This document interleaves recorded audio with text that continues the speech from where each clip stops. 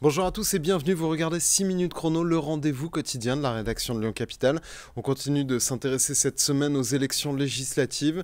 On va débriefer le premier tour et se projeter vers le second tour. Aujourd'hui, nous accueillons Fabrice Matteucci, bonjour. Bonjour. Vous êtes secrétaire fédéral du Parti Socialiste du Rhône. Vous étiez aussi candidat dans la 5e circonscription du Rhône, celle de Caluire, des Monts d'Or et du Val-de-Saône. Vous êtes qualifié pour le second tour, vous vous maintenez pour le second tour. On viendra au local après, mais je voulais avoir votre avis sur ce scrutin au niveau national. Le Front de gauche, on voit que ça a marché un peu mieux que la NUPES, notamment en termes de volume de voix, peut-être plus qu'en pourcentage. Vous n'êtes pas si loin du Rassemblement national. Au dernier décompte, vous n'êtes qu'à 1 point. Et pourtant, quand on regarde les projections en termes de sièges, il y a un abîme entre vous et eux. Comment vous expliquez que le Front populaire marche, mais ne transforme pas l'essai ? Bah, écoutez, je crois qu'on va transformer l'essai sur le deuxième tour. Là, il y a des résultats qui sont tombés. Ce qu'on peut quand même souligner, c'est à la fois finalement quand même cette forte participation, parce que quand même on peut pas l'enlever, même si les résultats sont pas nécessairement ceux qu'on souhaite toujours. Mais qui a un côté inédit, puisqu'on avait l'habitude en sciences politiques, on disait toujours quand il y a des élections avec peu de participation, le RN est très haut. Là, les gens sont allés voter aussi massivement pour le Rassemblement national. Le sursaut de participation leur a aussi profité.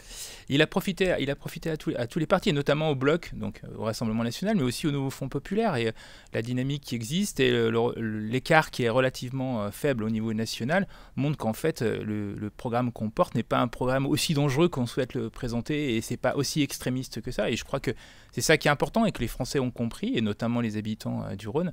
Ils ont compris que en fait, le programme porté par le Nouveau Front populaire est un programme d'avenir, un programme de progrès et un programme qui pense à eux.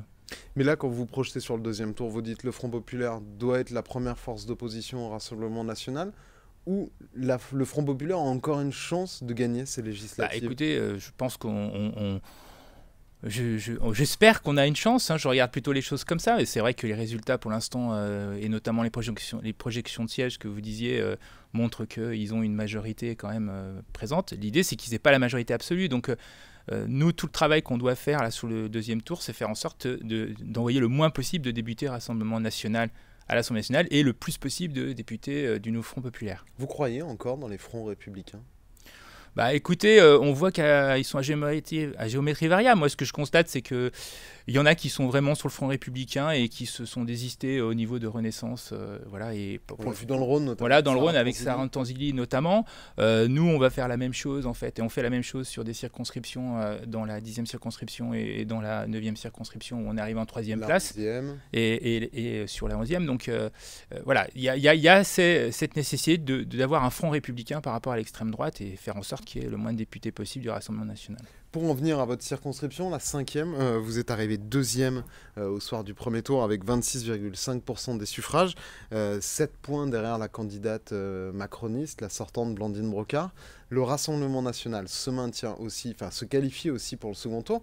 Pourquoi vous vous maintenez, vous, dans cette configuration ? Là, on a entendu beaucoup de socialistes, ou en tout cas de candidats du Nouveau Front populaire, se désister quand ils n'arrivaient pas en tête. Bah, la configuration sur la 5e circonscription, elle montre que par rapport à la règle qui avait été dictée au niveau du Nouveau Front populaire, où si on est en 3e position et qu'il y a un risque d'élection d'un candidat à Rassemblement national et on se désiste, en l'occurrence là je suis arrivé 2e, avec quand même plus d'1 millier de voix devant le Rassemblement national. Donc il y a aussi tout un enjeu pour nous et pour moi sur cette circonscription à montrer que à la fois le Rassemblement national n'a pas sa place dans cette circonscription, mais aussi que la députée sortante qui représente Ensemble, donc la politique en fait d'Emmanuel Macron, est une politique qui ne convient pas et qui n'est pas attendue par l'ensemble des Français. Donc vraiment il y a un enjeu sur ça, quoi. Est-ce que vous pensez que vous avez encore une chance de gagner cette circonscription-là, sachant que Blandine Brocard semble avoir des réserves de voix, du côté notamment du score de Bastien Join, qui a réalisé 14%, qui a en gros, il y a 9000 voix, 9500 voix qui vont devoir se reventiler. On imagine qu'elles peuvent profiter à Blandine Brocard, peut-être au Rassemblement national, puisque maintenant il y a une porosité avec les Républicains. Est-ce que vous pensez que vous pouvez en capter une partie ? Est-ce que vous pouvez inverser le cours de l'histoire ? Bah écoutez, quand on part, on se dit qu'on peut éventuellement, peut-être pas l'inverser, mais au moins y participer au cours de l'histoire.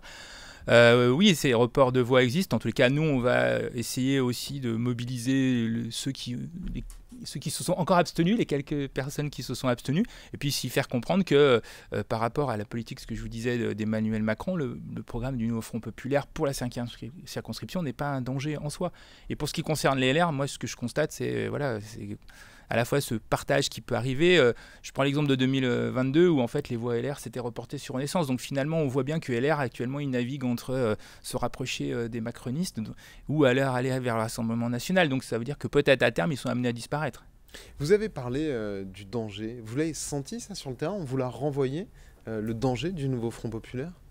Bah, parfois, ça peut arriver, oui, où on nous a dit... C'est pas une construction médiatique, parce qu'on a beaucoup entendu ça, une construction médiatique, politique. Le média entretient, voilà. Mais souvent, oui, on a pu nous... Voilà, il y a eu l'amalgame avec l'extrême gauche, mais en fait, non, le nouveau Front populaire, c'est pas l'extrême gauche. Le nouveau Front populaire, c'est la gauche et l'écologie. C'est une gauche et une écologie raisonnable. Et c'est aussi, en fait, à la fois un projet pour faire en sorte que l'ensemble des Français, à la fois à travers la politique économique, qu'on nous a demandé à nous de chiffrer, mais qu'on n'a pas demandé aux autres finalement vraiment de chiffrer, mais avec une politique économique qui va plutôt dans le sens de la transformation de la vie de nos concitoyens. Merci beaucoup Fabrice Matteucci d'avoir répondu à notre invitation et à nos questions. Moi je vous retrouve très bientôt et aussi la rédaction de Lyon Capital vous donne rendez-vous dimanche soir pour suivre en direct sur notre site internet les résultats, les analyses de ce second tour des élections législatives qui s'annoncent déjà historiques. Bonne journée à tous, au revoir.